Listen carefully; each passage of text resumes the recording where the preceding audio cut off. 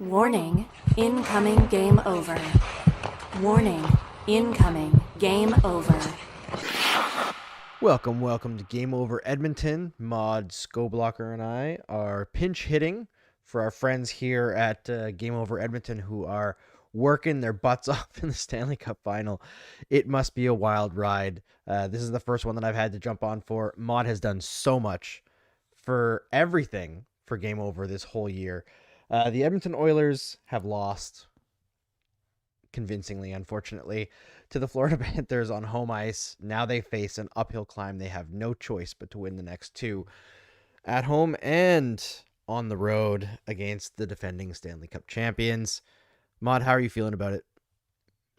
It's a tough one. Really rooting for Edmonton over here. I was last year too. Got some family ties to Edmonton, so they've always been kind of like my second team. Although when I was growing up, it was the terrible like Taylor Hall, like four first overall picks in a row, Edmonton Oilers. So things change with McDavid. It finally gets exciting, and it feels like they're right there, but it still might not be enough because this Florida team is just so good. They've scored now 23 goals in 5 games, which is more than they scored in 7 games against the Oilers last year. I went back and counted, and they only got 18 goals last year against the Oilers. This year, they've already put up 23. So the Oilers with their backs against the wall now, we know that that's when they're at their best. But the thing is, how many times can you keep doing comebacks either within games or within series? If you have to keep relying on that so many times, it feels like eventually that magic's going to run out, right? Yeah, coming up off the mat is great, but if you're always coming up off the mat, like there's a problem, right? And I know Hmm. this is probably something watching like the rebuilding Senators that you've watched them have to do, right? Like learning to start on time, right? I've watched the Canadians have to do that. And like you, the Oilers were kind of my second team for a while growing up, but I was a little bit before. I watched the not crappy, but not great Ryan Smith, Doug Waite, Sean Right. Horkoff era that paid off with the Stanley Cup final run in '06.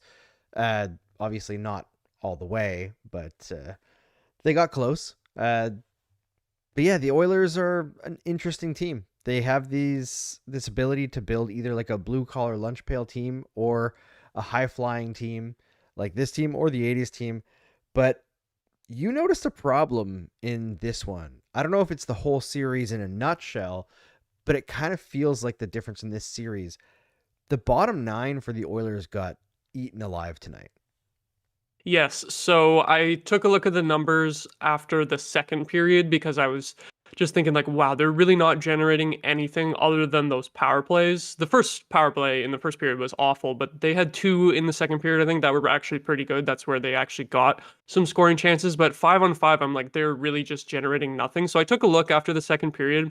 And for the Oilers forwards, McDavid, Draisaitl, and Arvidsson, who got some shifts with them, they were the only guys who were above 50% on Corsi at 5-on-5.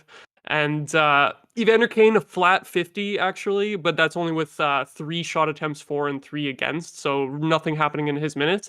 And then everyone else getting absolutely caved in at 5-on-5. Skinner, Henrique, and Podkolzin specifically, even though they actually had a pretty good impact in game 4 on the road. Podkolzin got that big goal as well, and I think Skinner was pretty good in that game too. Just absolutely nothing happening for them tonight. Stuck in the defensive zone all night. Ryan Nugent-Hopkins' line was not much better. I felt like Matthias Janmark was out there doing nothing all night too. I hardly ever noticed Connor Brown or Trent Frederick until like the third period. Like early in the third period, they said Trent Frederick's name, and I'm like, I think that's the first time I've heard that all night from the play-by-play. So you see the lack of depth. It's hard to say lack of depth because this team is in the Stanley Cup Finals, and these depth guys have chipped in along the way to help the Oilers get here. And like I said, even just last game, like Podkolzin and Kasperi Kapanen had some big moments getting on the score sheet with goals and assists, but when you're against the best team in the East and potentially the back-to-back Cup champions, if they end up finishing this off, It's not a lack of depth overall, but it's a lack of depth comparatively to the Panthers, right? Because the Panthers can just roll their four lines on the road, and I feel like they didn't even have to worry about matchups whatsoever tonight. You don't get to control the matchups on the road, but it's like almost like it didn't even matter basically. Yeah, and that's a huge advantage. You know, they kept on talking about how the Panthers are this great road team. It's just that they're a great team. And you know, I feel like I've been stuck talking about the Panthers as this demonic team of rats that cheats constantly and dares the NHL to call them because that's part of the style of the game that they play. But they are so well built for this era of NHL hockey because they are high skilled. Undoubtedly, they have so much skill, but they are also a team of giant dirty rats. Hmm. And they play so dirty all the time. They dare teams to retaliate, and when they do, they get punished, like the Oilers did in Game 3. But they are incredibly deep in a way that goes beyond what even other teams who make the Stanley Cup final, like the Oilers, are capable of being. I mean, part of that's got to be that the Oilers are forced to be top heavy, right? With McDavid and Draisaitl, all those contracts are huge, but they've also played a lot together. And I feel like without Zach Hyman in the lineup as well, it becomes a mistake that they just don't have the people to carry the rest of the lines. Yeah, I don't think they started together in the first period, but then that first period was so bad that early in the second period, Knobloch loaded up McDavid and Draisaitl together for the rest of the game. And you're right, without Zach Hyman, that's just so risky to do because earlier in the playoffs, Hyman wasn't even playing with either McDavid or Draisaitl. I think he was playing for a while with Kane and Nugent Hopkins as like the third line, and that was killer. That was some killer depth when you can be able to spread those guys out. But obviously, without a guy like Hyman, it becomes that much harder. And when guys like Kane and Nugent Hopkins aren't pulling their weight, Nugent Hopkins playing through an injury too, I think. So hard to criticize him too much. But yeah, like sometimes loading up Draisaitl and McDavid together just results in that magic where they just take over a game. But other times it leaves you exposed. So if they don't if they don't take over the game like that, then you're pretty much probably going to be screwed with the rest of your lines. Yeah, and that's I want to dig into that a little bit as well because McDavid's been having a struggle bus moment with conversion, right? And it was just funny. My dad, who's an Oilers fan, you know, he was texting me today. He's like, I don't understand this team. You know, like, why aren't they playing hard? Like, I don't understand how McDavid, like, isn't finding a way right now. And it's like, even a guy at that level, I think it's hard to understand for anyone who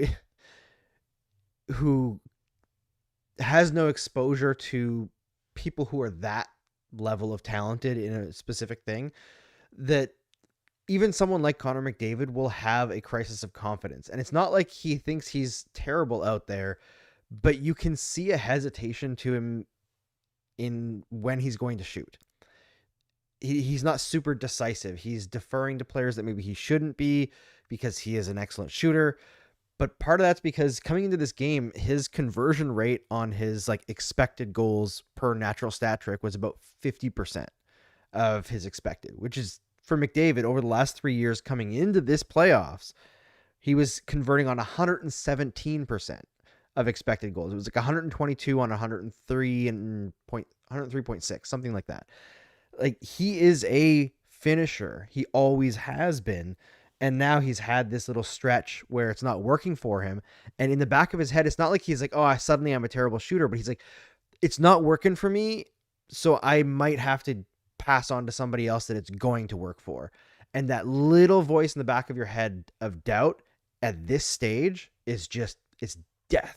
So when McDavid can't convert at the level that you're expecting him to, they're in the same situation as the Toronto Maple Leafs, right? Like, they're gone first round. McDavid's been incredible, but that little tiny thing throws off everything for the Oilers.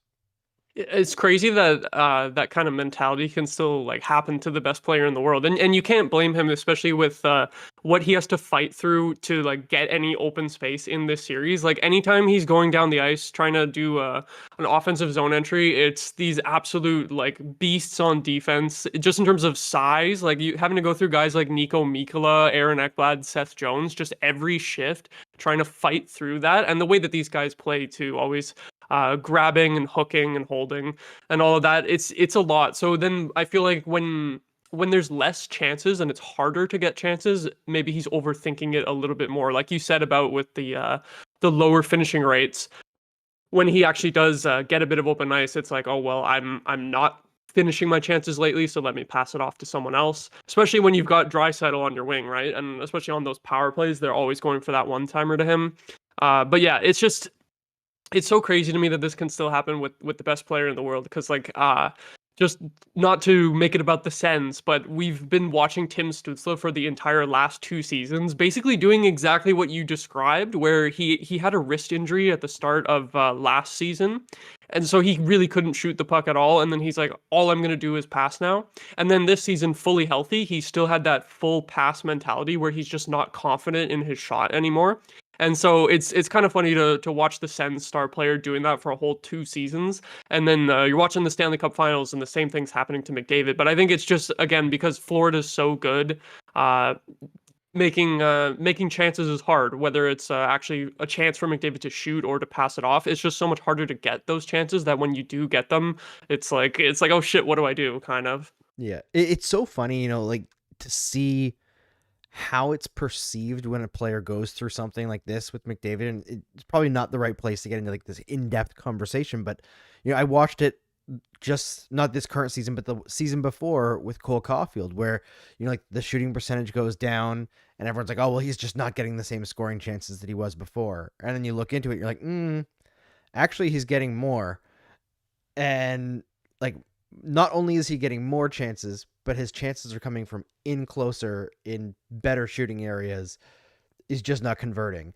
And it's like the assumption of what's actually happening during a slump is so different than what's actually like the story for the player, right? Like what's going on mentally in their head is so different. So I understand some of the frustration, I think, with hockey players in the way that things get portrayed in media, because the facts don't get reported on, really. Like it's just, I see this not happening, so therefore player must be doing something bad. And like McDavid's doing nothing bad, but now it's at the point where you've got that nag in the back of your head, that just tiny moment of hesitation. And at this level, at this point in the season, there is no tiny moment. There's no tiny moment that you can take, even for Connor McDavid.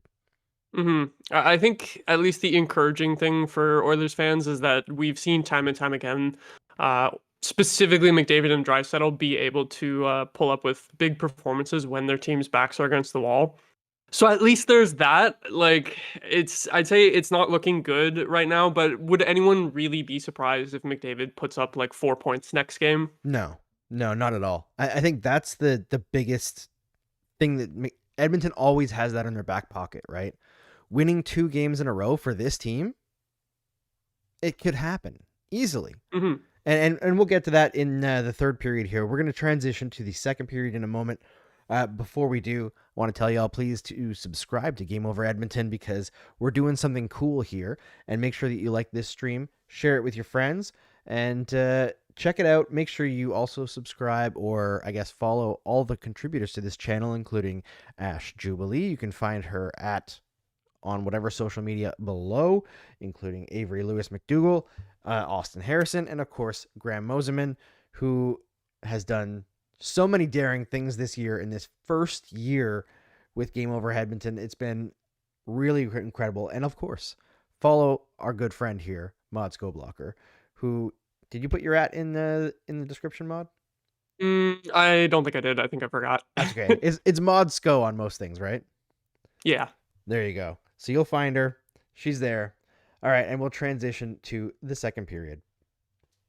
All right, Maude, I wanted to hit you up with a continuing story from our good friend Conrad Krausert, who right brought up the idea, I think it was after game 2. Did he host it? Yeah.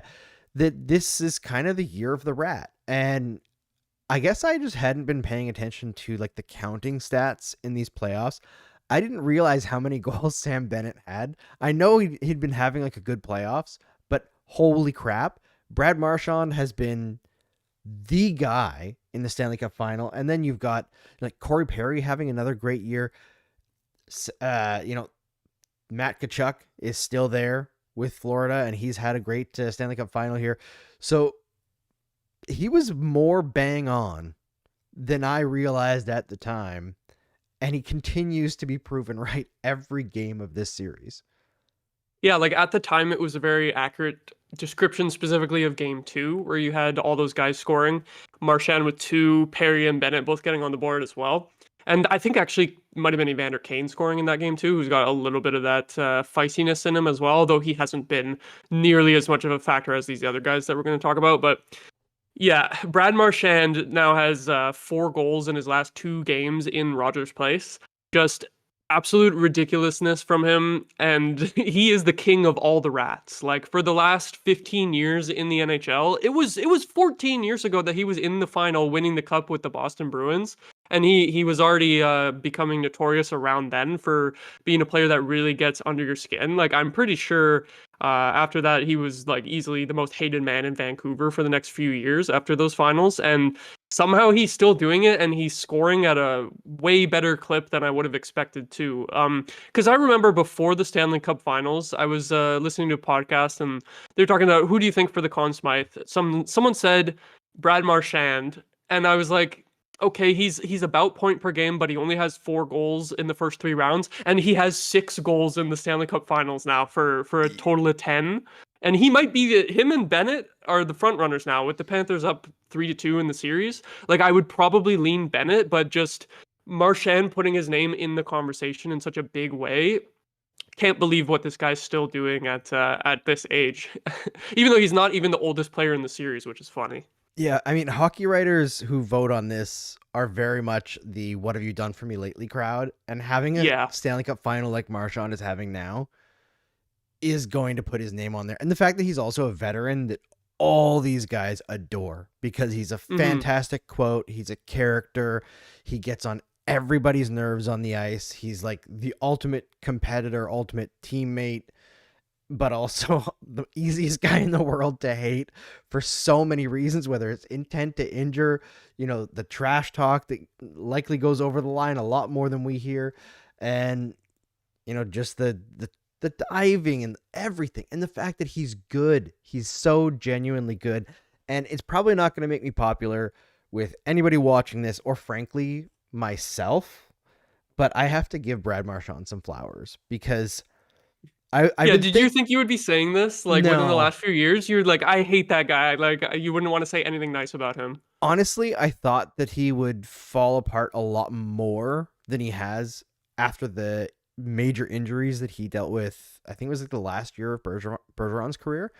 And then after Bergeron retired, I thought it was going to be a big drop for Marchand. And there was a drop, undoubtedly. Which might have just been the Bruins being worst team at that point. For sure. Goes to Florida, and then it's like right back up to scoring like crazy. Exactly, right? And like the scoring was never the issue. I think Bergeron, sorry. Conflating Habs and Bruins here. Canadian's brain. Yeah, Canadian's brain. Too late at night for the Easterner with kids. But I found that Bergeron insulated him a lot defensively that allowed him to open up for some of those offensive opportunities. And when Bergeron was gone, he was like, well, I'm just going to still go. And he scored like crazy, but the underlyings kind of collapsed. But he's such a good player, especially in a good situation with good, talented players. And I was thinking back throughout his career, whether it's in the NHL or internationally, even as a junior, has there ever been a time, a big moment where Marchand was called forward and needed to do something where he didn't show up? Like he always shows up. The only thing I can think of is if I remember correctly, Game 7 against the Blues 2019, I think he had a bad turnover on one of the goals. But still, I think they lost that game like 2-0 or 2-1. So low scoring game. It's not like anyone else was really able to produce any offense either. But you're totally right that this guy has just been clutch throughout his whole career. He absolutely has. And like he's back here for a reason. He's such a competitor. And like there was a profile on him midway through the playoffs. I think it came out where he was talking about like he had to be this player to be noticed. And I think that kind of sucks that he felt like he had to be like the dirty rat guy in order to be noticed for his hockey talent at a young age. Small guy. But you got to give it to him. He found a way, and he's been unbelievably successful in his career. He's probably going to be a Hall of Famer. I would not have Especially predicted if that. he gets the Conn Smythe here. Then that's Yes, like clinched it for sure. 100% that clinches it. Hmm. And it's interesting that you brought up the dynamic with Bergeron and Bergeron sort of being able to take the defensive duties while Marchand can take more risks. Whereas today, his second goal started in the defensive zone off of that D zone draw, and he forces the turnover and pressures Jake Wallman like crazy, manages to squeak through. So you see that he has that ability now too, to be able to be great at both ends of the ice and turns defense into offense into a goal. 100%. And his second goal was, further forward on the ice, but very similar. He's the one who's forcing the play, right? And creating something almost out of nothing. And he finds a way. He's so crafty with the puck. And that goal, yeah, like Wallman played it terribly, but that goal happens because Marchand just doesn't ever give up on it. Like Yeah, at I no couldn't point believe was that it he in his got a shot mind. away. Yeah, like I thought he was done multiple times in that break where he lost body position. He lost like his stick on puck, and he just keeps going. He's so annoying, but you gotta love him at the same time. And on the other side in Edmonton, Corey Perry is this the 5th out of 6 years that he's in the Stanley Cup final? Yeah, oh my God, if he doesn't win one, like if the Oilers can't pull this off for him, that's like I know he's not the most well-liked player around the league, like similar to Marchand. He's the one that all his opponents' fan bases hate. But that's just for any player, that's heartbreaking to make the final that many times at the end of your career and not win one. I know that he did win a cup in his second season in the league, but that's a long time ago now. And I think there was a quote. I could be wrong, but he said something about like he wants to win this for his kid so that his kid can see him with the cup and have that day with him. So I hope the Oilers can pull it off because that's what is that luck? It's the reverse Pat Maroon, right? Of just going to so many finals and losing them all instead of winning them all. Oh man, he must hate Pat Maroon so much. Yeah. So much. Can you imagine? Because on top of like just being there, like Corey Perry has been a valuable contributor on every single one of those teams. Even in Hmm. Dallas, I think he was playing like with a broken foot, like a severely broken foot. Yeah, and It I think he had an OT winner in those finals with Dallas. I'm pretty sure he did. And like with Montreal, he scored big goals. He sacrificed his body for big goals. I specifically remember one against I think Winnipeg where he took a like ridiculous cross check to the mouth and like split his lip open, and that allowed somebody else to sneak in and score. I think it was Eric Stahl. Like he puts everything on the line just like Marchand. So he earns your respect. Those guys do earn your respect when you watch them closely, as annoying as they are to play against or It, to it's watch. funny hearing Eric Stahl's name brought up because you've got him working in the Sabres management now while Perry's still going somehow. Like somehow Perry is still super effective like 4 years later after that, which is just ridiculous. Yeah, And like the most fucked up part for me is that he joined Tampa right after the last two cups that they won. And so it's like, oh, I'm gonna go to the best team, and then no, couldn't get it done. has there ever been anything like this for any player in the history of any team sport to make at the end of a career to make the final that many times in such a short amount of time and not win? Like if LeBron James didn't win that one with Cleveland, maybe you could put him in that same category, but he's so much better than Perry at this stage that it's kind of like an apples to oranges comparison. And the NBA is also so different.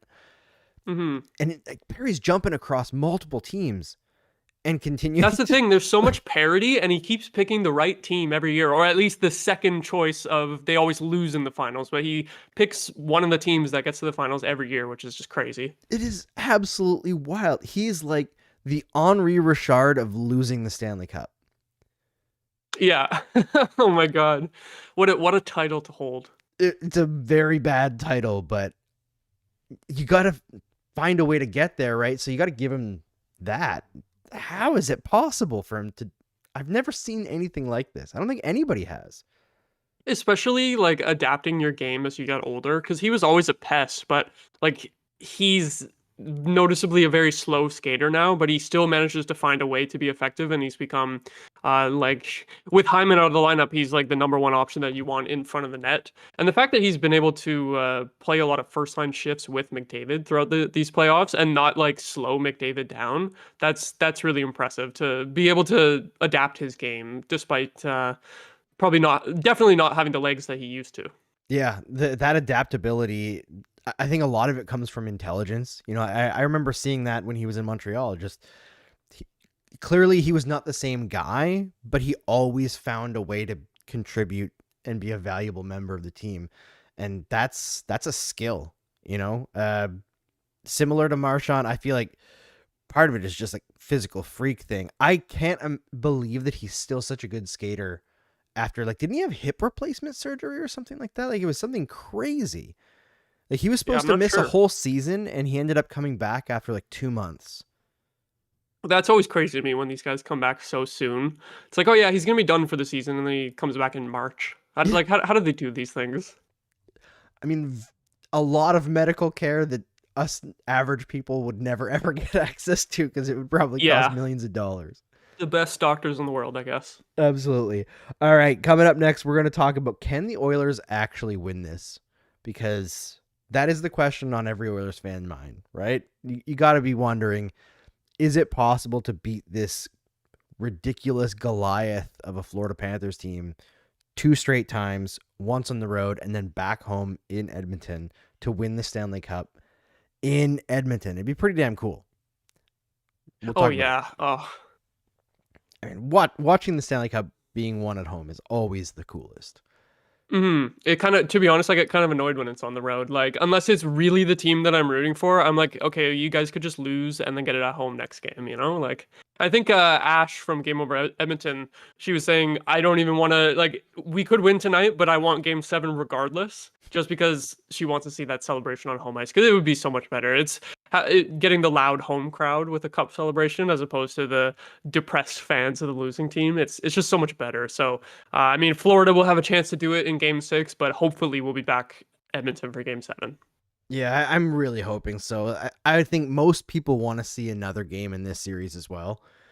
Yeah. The general consensus seems to be like watching the two teams that deserve to be here battle it out like this has been good.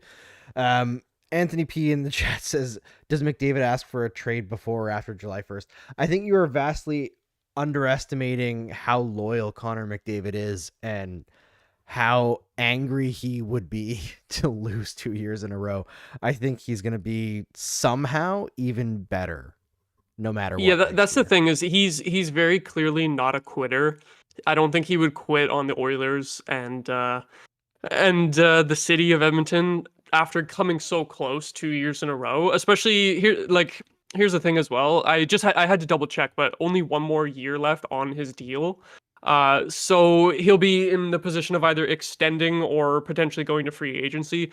I wouldn't probably foresee a trade request, just because it's like you'll tell the team either I'm going to sign or I'm not, and then you go from there, right?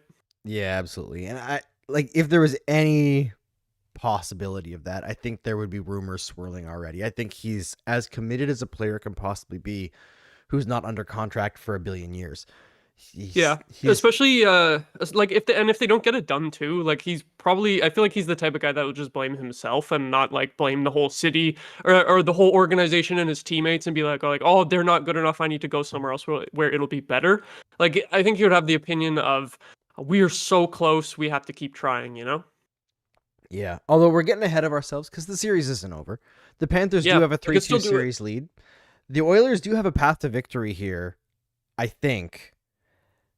But I'm not sure if they can get over the biggest elephant in the room, and it's not the officiating or the style of play of the Florida Panthers.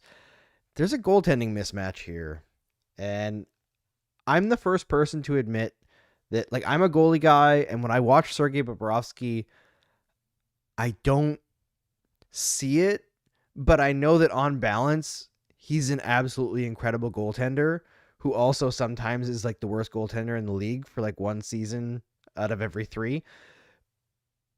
But man, he gets it done. And at the other end, the Oilers not only don't have a goalie that they fully trust, but switched goalies coming into this game.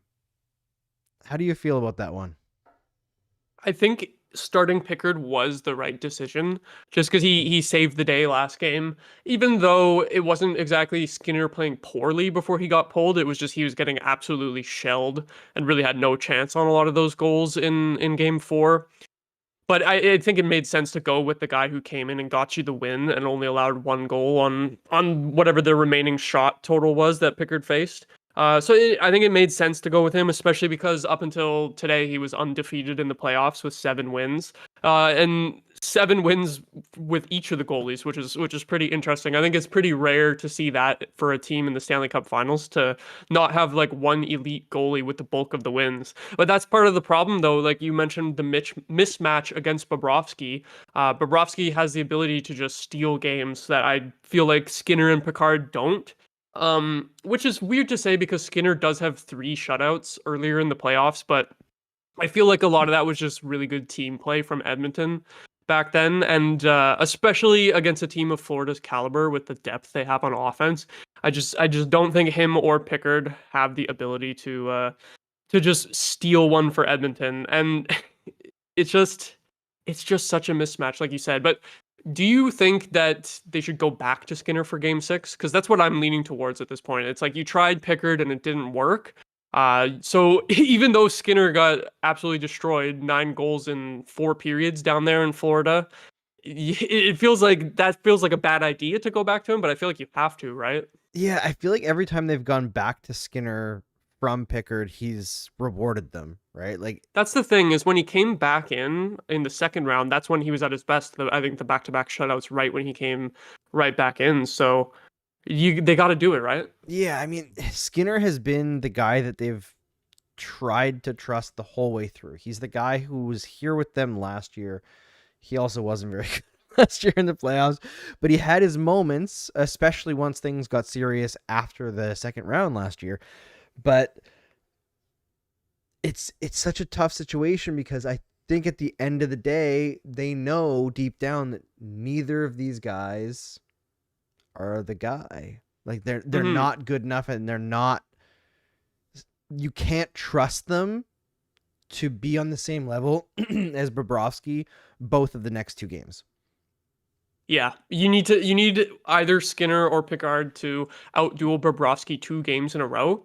And I don't know if that's going to happen, because that's the thing. Even the games that the Oilers won in this series, they probably still lost the goaltending duel. Like I don't know if they outshot the Panthers in game 4, but in game 1 they definitely did. And so it's like when the Oilers win, they're gonna scrape out a win in overtime, in double overtime against these Panthers. I don't think we're gonna see the Oilers like, winning 3-1 in regulation with an empty net or anything like that. It just doesn't feel like they have the goaltending ability to be able to win a close one like that. Whereas today, Bobrovsky got a big lead, but still comes down to a 2-goal situation with the empty net, and he did enough to get them the win, get them and gets the empty net insurance.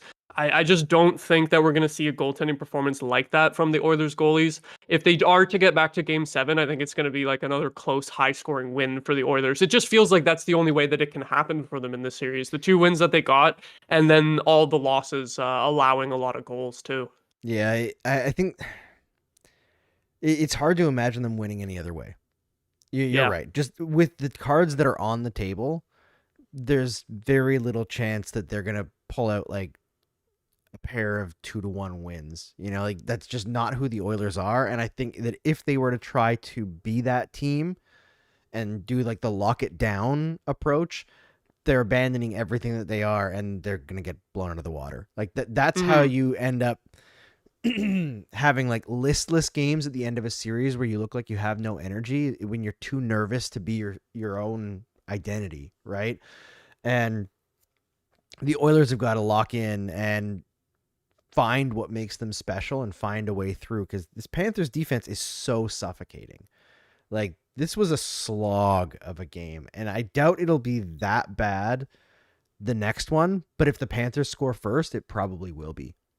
And yeah, and the Oilers Panthers have have to scored start first in fast. 4 out of 5 games, so Yeah. they need to finally have a good start to have a chance, right? They need to be shot out of a cannon, and maybe it's not a wise thing to do for like the longevity of a game, but if I were Chris Knobloch, I would consider starting the game with, like, you stack Draisaitl, McDavid together on a line, and you run first line, second line, first line, third line, first line, fourth line.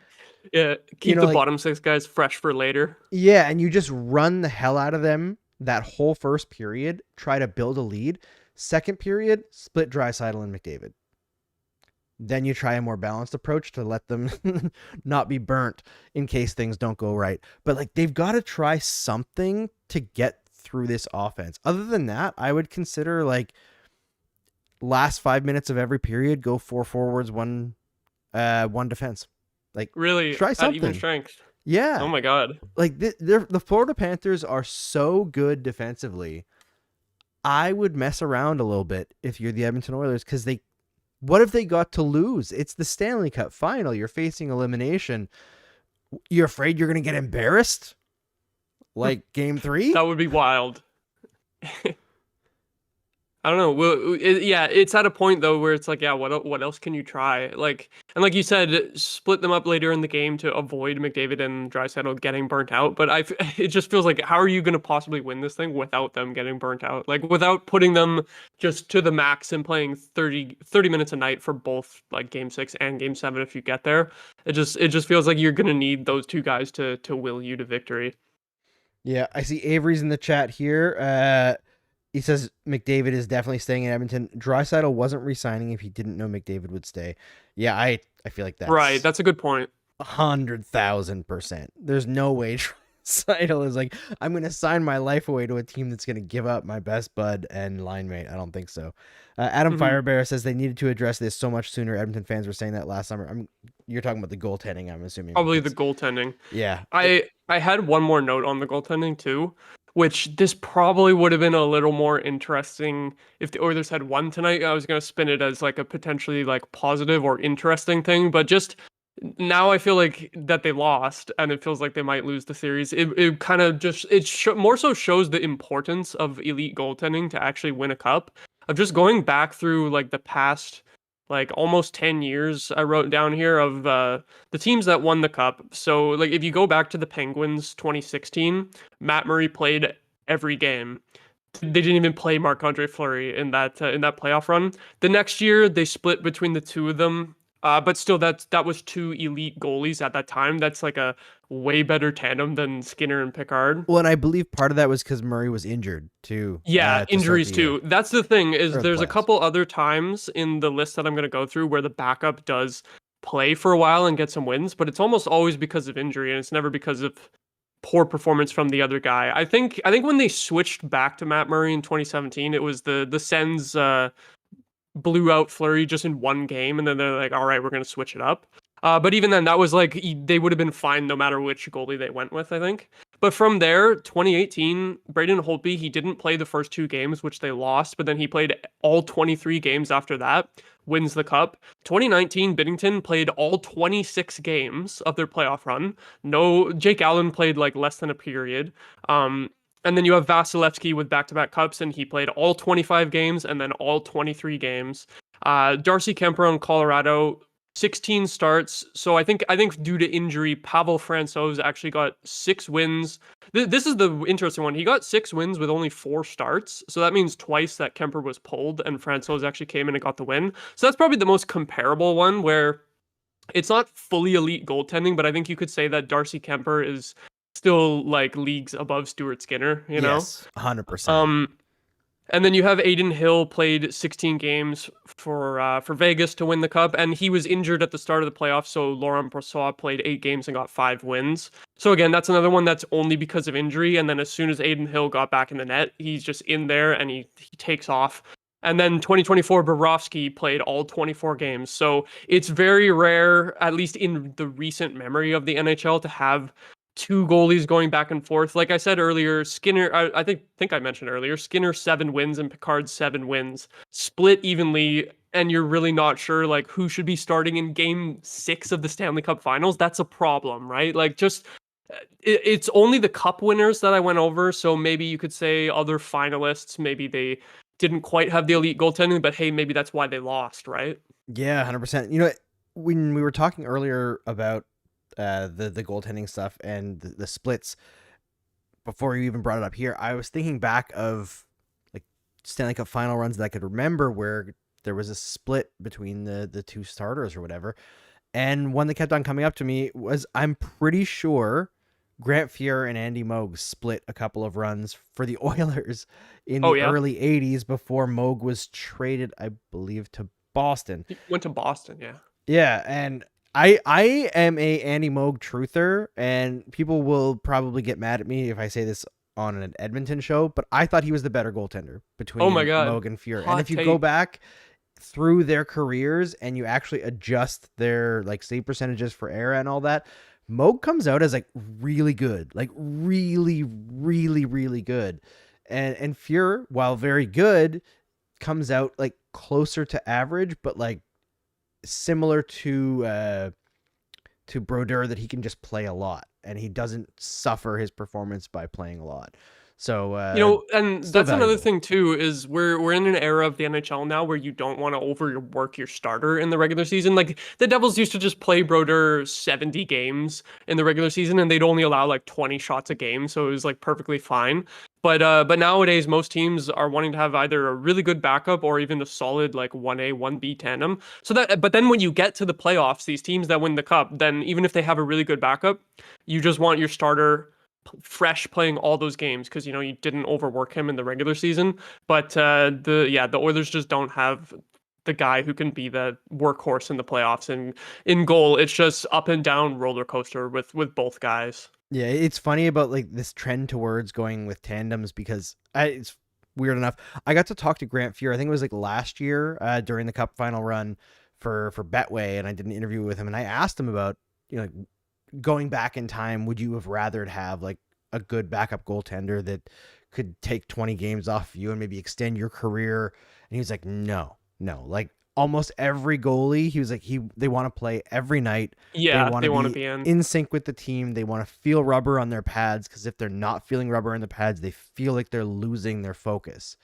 So like this, I think that's why a lot of teams that do tandems go like one game on, one game off, just constant rotation to have it be as much of a regular rhythm as possible. But it's interesting that even with so many teams using those tandems, they don't do it in the playoffs. They don't switch it up unless things go wrong. Like Carolina, for example, is switching between Kochetkov and Frederik Andersen every game in the regular season, unless one of them was injured, which with Frederik Andersen, that does happen. But then in the playoffs, you don't want to see Kochetkov in there at all. It's just Frederik Andersen the whole way. They rode him till the end until things went bad. They tried to put Kochetkov in, but we know how that went. But it's just, and same with the Leafs, like Joseph Woll and Anthony Stolarz tandem all year, and then Stolarz starting every game of the playoffs against the Sens and until he got injured against Florida. It's like tandem is the way to go in the regular season, and the Oilers had a good enough tandem to get them to where they are now, but just you need that guy who's elite in the playoffs. Yeah, it's kind of once again exposing that the NHL is a league of two vastly different sports. The regular season and the playoffs are just a completely different animal. And it seems like that difference is getting bigger and bigger every year. And I feel like that's a bit of an issue. All right, let's close it out here, because I think we're both, we're Easterners. It's getting late. It's getting a little late. But before we do, Maude, can the Edmonton Oilers do this and over under Connor McDavid in the next 2 games, if there's 2 games, 6 points or 6.5 points, we'll say? Okay, so the question of can the Oilers do it? Should I make it my actual prediction of what I think could happen? Will they do that? Will they do it? Okay. My prediction is that they will win Game 6, probably a really close one, probably overtime again. I don't know if they win Game 7. I think my prediction right now is Panthers in 7. Which pains me to say. I really want them to pull it off. And yeah, McDavid over under 6 points. I'd say under. I think he'll have a huge game 6. But we saw the Panthers' ability to just shut him, Draisaitl, and the whole rest of the team down. Although they don't even need to try that hard to shut down the rest of the team, other than those guys on home ice too, without having the top matchups. So I think they can pull it off because they've been surprising us all playoffs. They're going to make it interesting. I think they win Game 6. But I can't confidently say that they take Game 7. That's my prediction. Because I think Panthers in 7. I think you're right on the money there. My heart wants to say that there's nothing that's going to stop Connor McDavid from figuring this out.